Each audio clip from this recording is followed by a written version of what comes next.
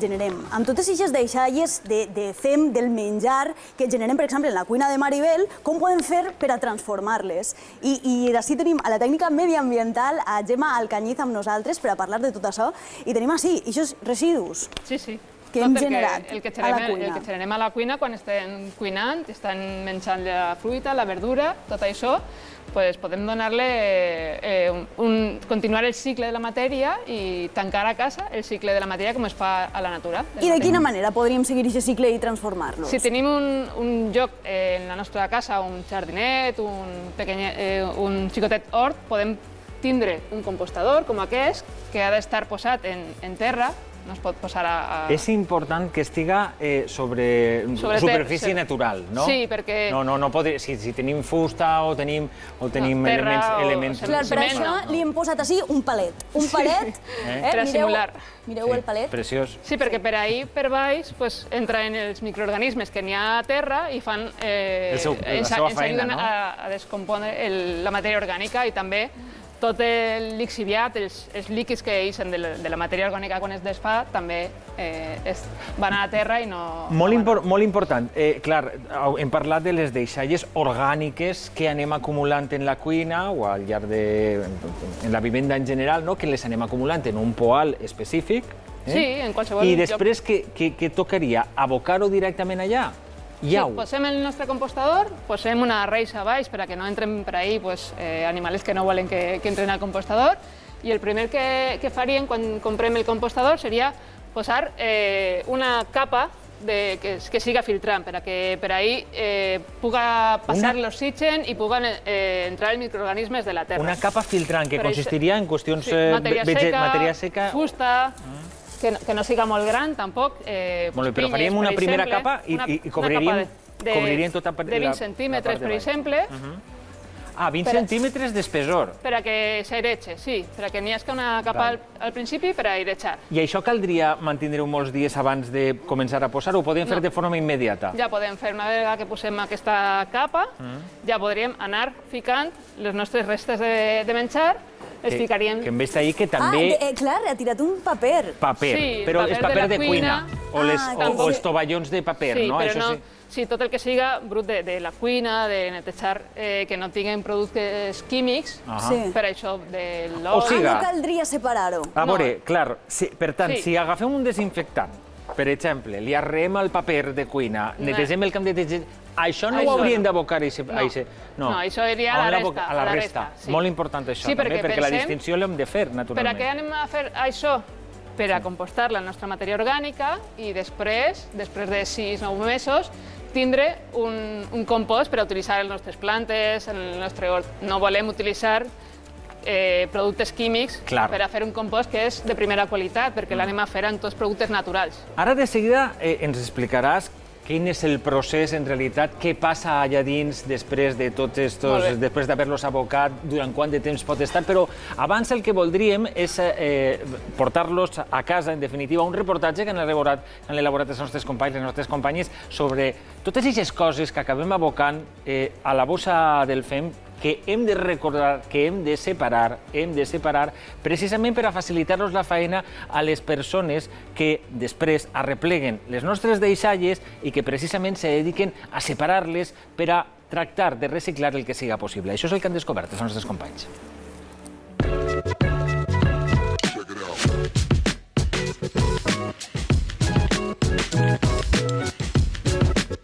En esta instalación entra la fracción resto, es decir, en algunas zonas es el contenedor gris, en otras puede ser el contenedor marrón, donde se ha mezclado todo, la materia orgánica y también resto de elementos.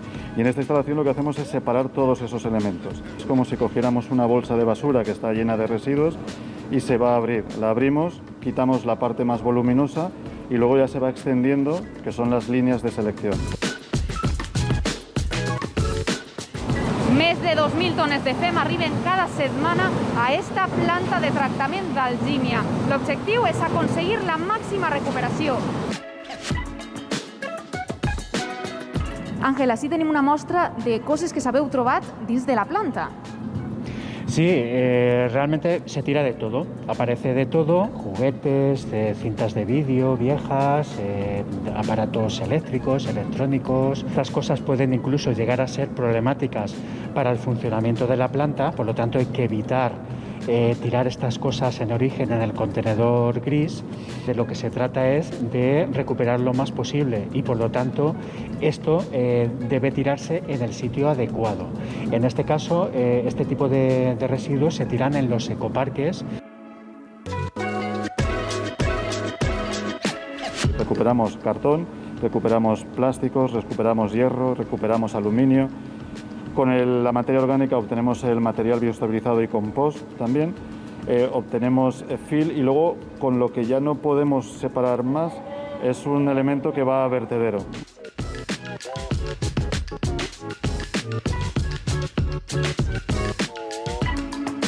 Nosotras lo que hacemos básicamente aquí con mis compañeras es el control de todo el tema del compostaje. Han entrado a coger muestras del reactor de compostaje y lo que está haciendo es el control de humedad y de pH para saber si en el proceso necesitamos aumentar los riegos o el sistema de aspiración. Porque al final lo que tenemos es un sistema de compostaje pero acelerado. I este és el resultat de si fem les coses bé. Si reciclem la matèria orgànica, es convertís en açò, en compostatge, que tornarà a la terra per tal de ser el seu aliment. Com d'important els hem vist treballar amb molta intensitat, com d'important és ajudar a estos professionals, que es dediquen a una tasca, podríem dir una miqueta desagradable, no? De tractar els nostres residus. Hauríem de ser molt conscients, en definitiva, no? de què aboquem a quins llocs, no? I saber separar, sobretot per a facilitar la feina a aquestes persones, perquè la veritat és que és molt important, no? Sobretot pensar que el nostre fet no desapareix, que n'hi ha molta gent que ho tira al contenidor i ja... Es queden tranquils, estan descansats. Això desapareix. I no. Els xiquets poden pensar que n'hi ha màgia i que els contenidors es buiden sols, però tots els residus que portem al contenidor han d'anar a un lloc, tractar-se, intentar valoritzar-se, intentar reciclar-se. Hem tingut ocasió de veure, per exemple, que hi ha determinades coses que ens trobem o que es troben els companys i les companyes que es dediquen precisament a estar mirant i separant el que troben en la planta de les nostres deixalles. Clar, elements electrònics, que és una cosa que ja vam tractar en el seu moment, no? Per exemple, uns auriculars he tingut ocasió de veure. Això és molt més senzill en un moment donat d'abocar on ho has d'abocar o de portar on ho has de portar perquè es recicle de forma adequada.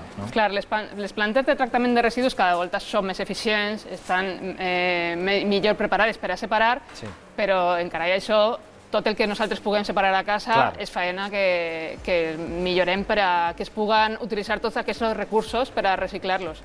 Hi ha coses que quan arriben a les plantes ja no es poden separar i els residus d'aparells elèctrics i electrònics tenen un lloc, com vam parlar, per a portar. Clar, no tenen aquestes característiques dels que estem parlant, que són els residus orgànics que sí que es descomposen amb certa facilitat. De fet, els cucs tenen un paper fonamental també per a aquesta desintegració, també. Clar, després d'haver passat la primera capa i de començar a dipositar en el nostre compostador matèria orgànica de la nostra casa, hem de posar, nosaltres recomanem que posem cucs, perquè el que fan és que aquesta descomposició es faci molt més ràpid. I el que hem de tenir en compte és que aquests cucs són bastant sibarites. Sí? Sí. Per què els dona? No els va bé tot, no els va bé tot, no? Els agrada molt el menjar saludable. Fruites i verdures. Fruites i verdures. El cuc del gourmet. El cuc del gourmet. Exacte. Aleshores no poden tirar qualsevol cosa al compostador. En principi, sobretot quan comencem, només fruita i verdura que no estiga cuinada. I després, quan el compostador ja estigui en marxa, que agafa molt temperatura, que pot agafar 70 graus, ja podem començar a tirar altres coses. O sigui, primer cru. Sí, primer les restes, com el tenim així, les corfes de les fruites, de les peladures de les cebes, tot això. I on hauríem de disposar el nostre compostador per a que no farà també el tema de l'olor i tot això, perquè és molt característic quan la matèria orgànica se queda un ratet ahí, sempre notem aquesta olor molesta. Si notem olor el compostador és que estem fent les coses no molt bé i hem de millorar. Suspesos. Sí, no, hem d'anar canviant. Els compostadors que funcionen bé no fan olor. El podem posar a un jardí o un lloc d'un hort xicotet que tinguem, o gran si tenim, que estiga a terra, com hem dit abans, i que estiga a l'ombra, perquè si així a València el posem un lloc on li dona el sol tot el dia, a l'estiu els cucs poden... Escolta, i això has d'esperar que s'ompli fins a dalt o com va això? Quants dies tardaria en convertir-se tot allò en el que s'ha de convertir? N'hi ha que tindre una miqueta de paciència. És més ràpid que a la natura, perquè així el que estem és fent el mateix que es fa a la natura, que la natura tanca el cicle de la matèria i la torna a convertir en compost. Aquí el que estem és accelerant aquest procés, però no tant. Tardem entre 6 i 9 mesos, depenent de quanta matèria orgànica, de la temperatura on estiguem, en obtindre un compost de qualitat. Però no fa falta que ho plenem. Nosaltres anem posant la matèria orgànica. I quan obtenim això, com ho gastem? Ho gastem, òbviament, per a abonar coses. Clar. El que és important també, quan anem posant les restes de fruita i de verdura, que després posem una capa una altra vegada de matèria seca, perquè així no tindrem mosques, perquè si no, les mosques arribaran. Mosques amigues també d'aquestes coses. Tenim el llit de baix i la de dalt, també, amb les fulles seques, per damunt i per baix. I quan ja han passat els 6-9 mesos, el que tindrem serà un compost que fa olor a terra de bosc. Fantàstic. I així, per exemple, en aquest compostador, obriríem així baix. Ah, caram! Me'n prendríem a traure. I així tindríem el compost. No el tindríem... El truc del platet no me l'esperava, Gemma. El truc del platet ha sigut... De normal no tenien un platet, però mireu, això sí que és un compost que així d'un compostatge i és molt bo per al jardí, per a cultivar les nostres fruites i verdures que després es menjarem i tornarem a tirar al compostador. I tanquem el cercle. Tanquem el cercle, que és l'important. Gemma, moltes gràcies, de veritat. Una setmana més per haver vingut, un dia més per haver vingut. Sí, per ajudar-nos a conscienciar-nos també de la importància del reciclatge i de conèixer aquesta matèria que en moltes ocasions també estem i ens deixes cada dia patents de com de verds estem. I de com necessitem aprendre que ens visites cada dia al nostre programa per aprendre. Gràcies, Gemma. A vosaltres. I ara, Joan, si el pareix, obrim la